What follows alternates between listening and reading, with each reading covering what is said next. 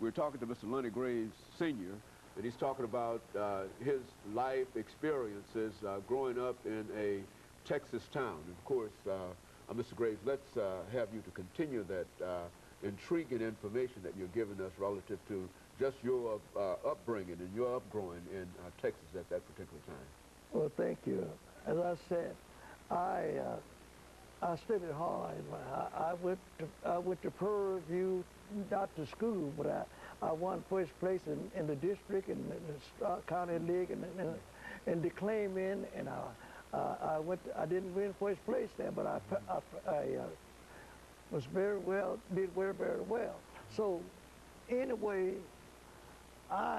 when I had to quit school, I took books home with me. I wrote short stories and all of this, and I was a dreamer. And I wrote a story, but anyway, let me go on from there. I went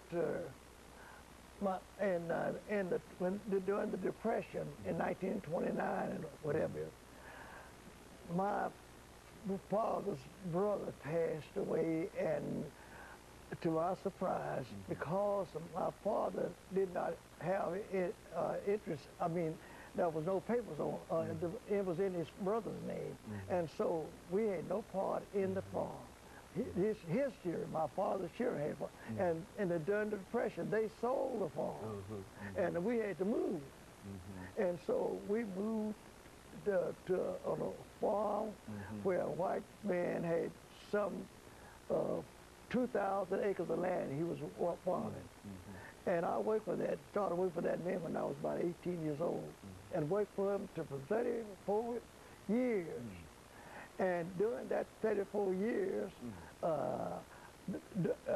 while I was faithful to him and so forth, I was made finally a foreman of that farm.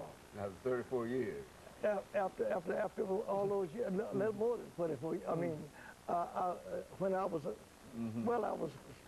I was a grown man with a family, and he was. I was so faithful and studied so hard, and I knew something about chemistry and all that kind of business and poetry, kind of this kind of thing, and finally he moved me to the best farmhouse on the place, nice bungalow house, painted white. I had running water. I had telephone, and I had some just. And people say, and a brand new carport, I mean a truck to go over to see the farm with, and all that kind of stuff, and furnish me gas and all that kind of stuff. And people said, they said, oh, that boy got a white man's job. Oh, ain't that something? But but the Lord blessed me to do this. And I had a family, started my family, and my father passed away.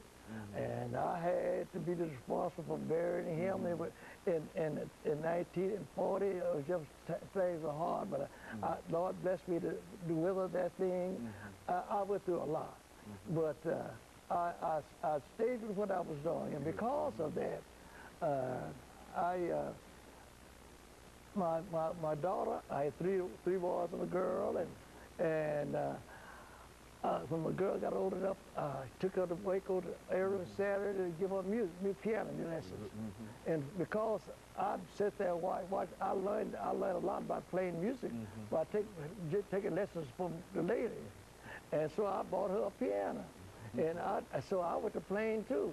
I took advantage of what I learned by the teachers, teaching my daughter, and I'm at home showing her, and I learned how to teach her. So the church asked me to play for them, and I did that, and I was active, and later on, when I was about 30 years old, I was elected to an organization of 40 churches, and I was elected the men's president of 40 churches. And because of that, I was able to go to all over the state of Texas at annual meetings. And then I was elected because of my skills in writing and everything. I was elected in Galveston, Texas, secretary of the State Brotherhood.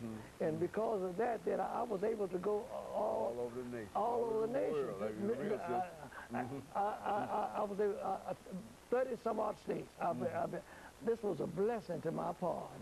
And I thank the Lord for it.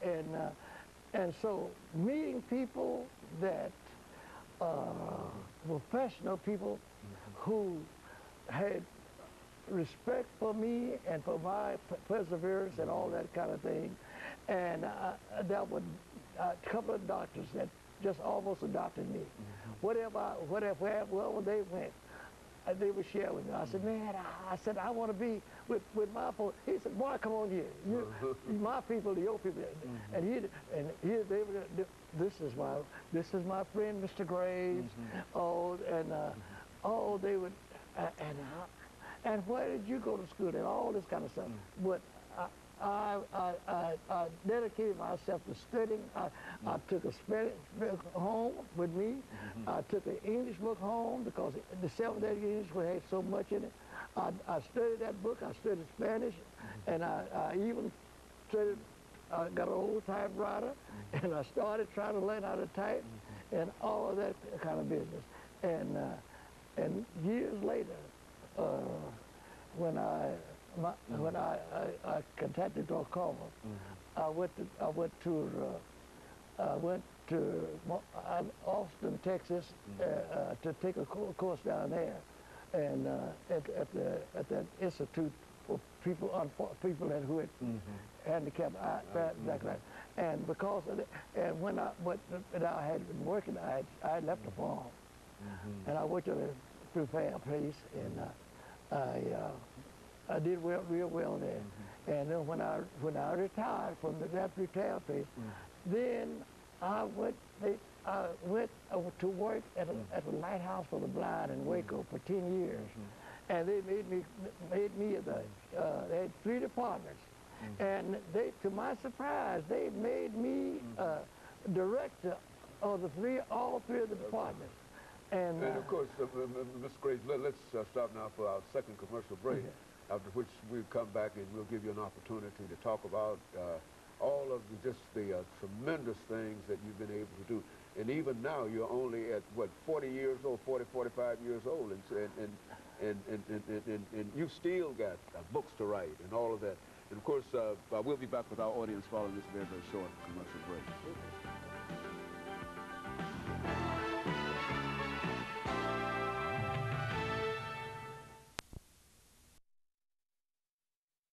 Today, we're talking